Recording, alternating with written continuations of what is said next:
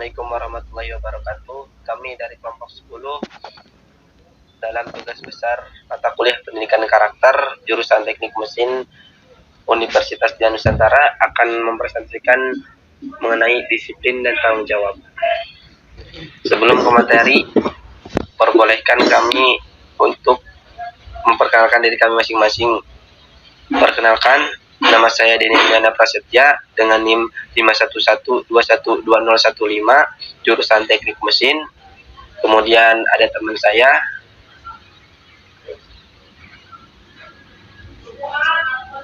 Perkenalkan, nama saya Ahmad Khairun dengan NIM 511212032 jurusan teknik mesin.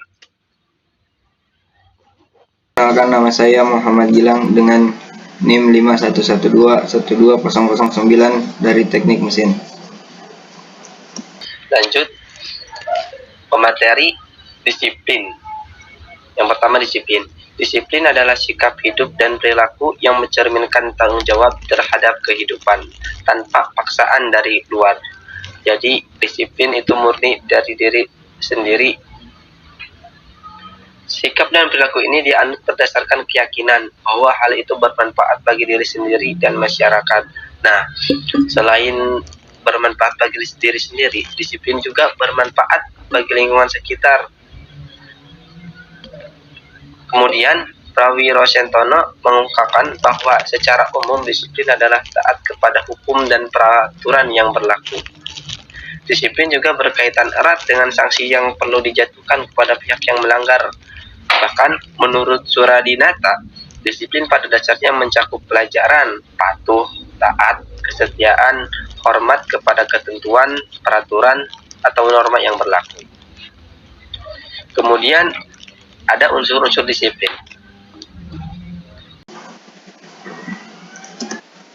Unsur-unsur disiplin. 1.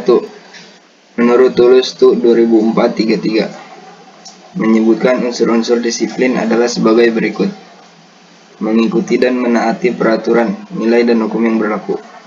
2. Pengikutan dan ketaatan tersebut terutama muncul karena adanya kesadaran diri bahwa hal itu berguna bagi kebaikan dan keberhasilan dirinya.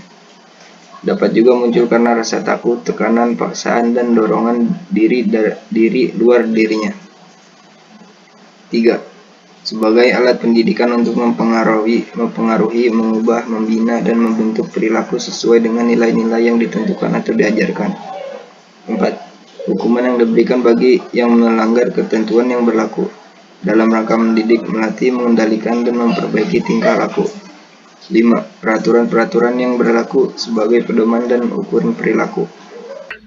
Jadi unsur-unsur disiplin itu ada 5. Dilanjutkan dengan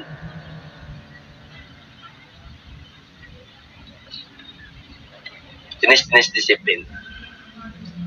Jenis-jenis disiplin. 1.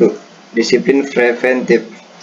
Disiplin preventif adalah kegiatan yang dilaksanakan untuk mendorong para karyawan agar mengikuti berbagai standar dan aturan, sehingga penyelewengan dapat dicegah. Sasaran pokoknya adalah untuk mendorong disiplin diri karyawan. Dengan cara ini, karyawan menjadi disiplin diri mereka dan bukan karena suatu paksaan. 2. Disiplin korektif.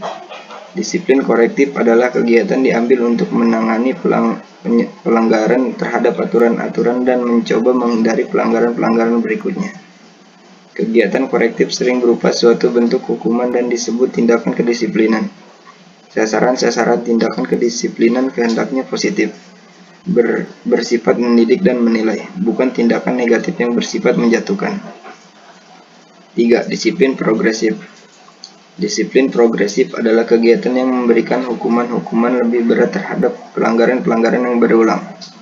Tujuannya memberikan kesempatan bagi karyawan untuk mengambil tindakan korektif sebelum dikenakan hukuman yang lebih berat. Agar disiplin berhasil: 1. Memiliki visi yang jelas. 2. Komitmen. 3. Konsisten. 4. Fokus dan spesifik. 5. Siap memperbaiki diri.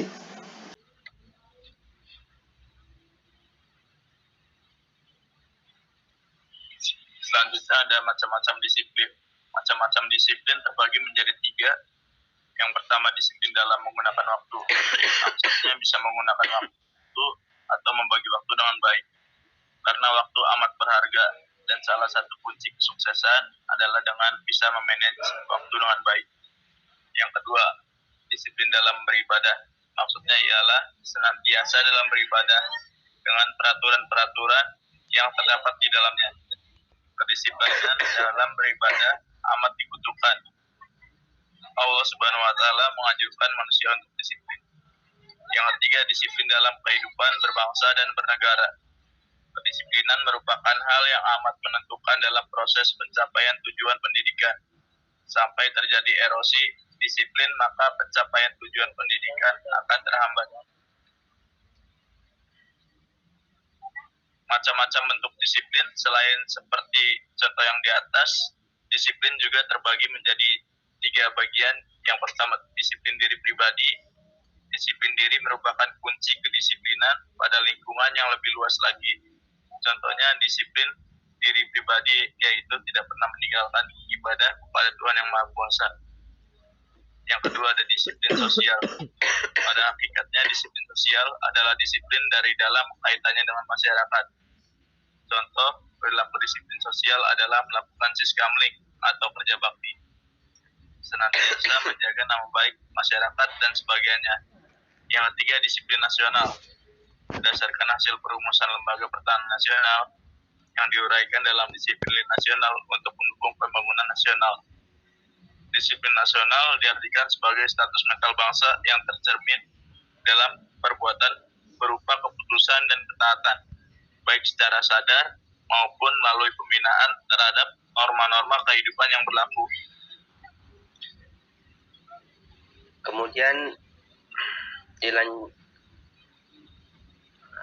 Kemudian dilanjutkan dengan tanggung jawab. Tanggung jawab menurut Kamus Umum Bahasa Indonesia adalah keadaan wajib menanggung segala sesuatu, sehingga bertanggung jawab adalah berkewajiban menanggung, memikul jawab, menanggung segala sesuatunya, dan memberikan jawab serta menanggung akibatnya. Tanggung jawab merupakan ciri manusia beradab dalam artian berbudaya. Manusia merasa bertanggung jawab karena ia menyadari akibat baik atau buruk perbuatan itu, dan menyadari pula bahwa pihak lain memerlukan pengabdian atau pengorbanannya. Jadi manusia itu harus selalu bertanggung jawab. Kalau dia gak mau bertanggung jawab, pasti ada orang lain yang akan istilahnya mengingatkannya untuk selalu bertanggung jawab.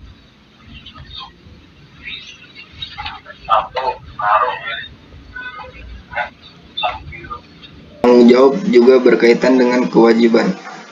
Kewajiban adalah sesuatu yang dibebankan terhadap seseorang. Kewajiban merupakan bandingan terhadap hak dan dapat juga tidak mengacu kepada hak. Maka tanggung jawab juga dalam hal ini adalah tanggung jawab terhadap kewajibannya. Kewajiban dibagi menjadi 2 macam, yaitu kewajiban terbatas dan kewajiban tidak terbatas. 1. Kewajiban terbatas. Kewajiban ini tanggung jawab diberlakukan kepada setiap orang. Contohnya undang-undang larangan membunuh.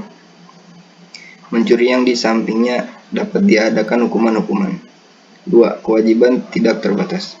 Kewajiban ini tanggung jawab diberlakukan kepada semua orang.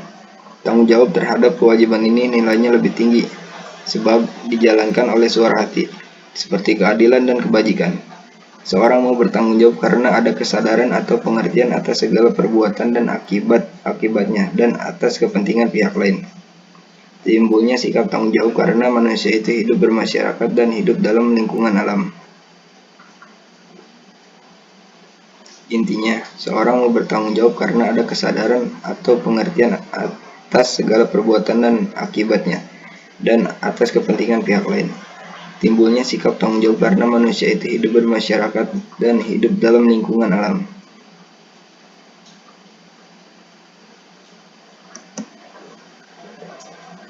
Dilanjutkan dengan macam-macam tanggung jawab. Macam-macam tanggung jawab.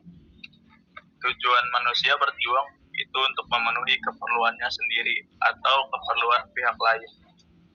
Dalam usahanya, itu manusia juga menyadari bahwa ada kekuatan lain yang ikut menentukan, yaitu kuasa Tuhan. Dengan demikian, tanggung jawab itu dapat dibedakan menurut keadaan manusia atau hubungan yang dibuatnya. Atas dasar ini dikenal beberapa jenis tanggung jawab sebagai berikut. Yang pertama ada tanggung jawab terhadap diri sendiri. Yang kedua, tanggung jawab terhadap keluarga. Ketiga, ada tanggung jawab terhadap masyarakat. Keempat, tanggung jawab terhadap bangsa dan negara. Yang kelima, ada tanggung jawab terhadap Tuhan. Jadi kesimpulan dari kedua materi tadi, disiplin dapat diartikan sebagai suatu latihan batin yang terwujud dalam tingkah laku yang mana mempunyai tujuan agar manusia selalu patuh pada peraturan. Kemudian, tanggung jawab dan disiplin menjadi suatu syarat yang mencapainya hasil yang optimal dalam organisasi, baik organisasi dalam bentuk formal maupun non formal. Sehingga dalam setiap peraturan diinstani mengenai kedisiplinan dan tanggung jawab. Hal ini disebabkan karena pentingnya pengaruh kedisiplinan dalam pencapaian standar-standar organisasi. Kalau organisasi itu pengen maju, pengen sukses, maka harus ada yang namanya kedisiplinan.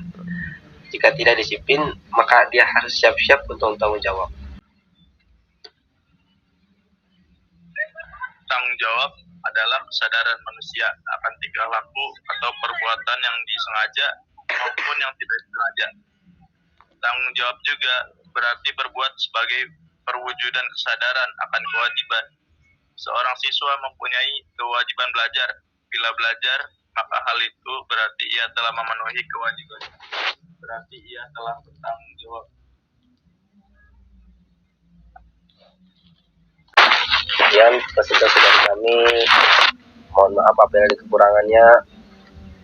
Semoga bermanfaat bagi kita semua, khususnya bagi kami bertiga. Wassalamualaikum warahmatullahi wabarakatuh.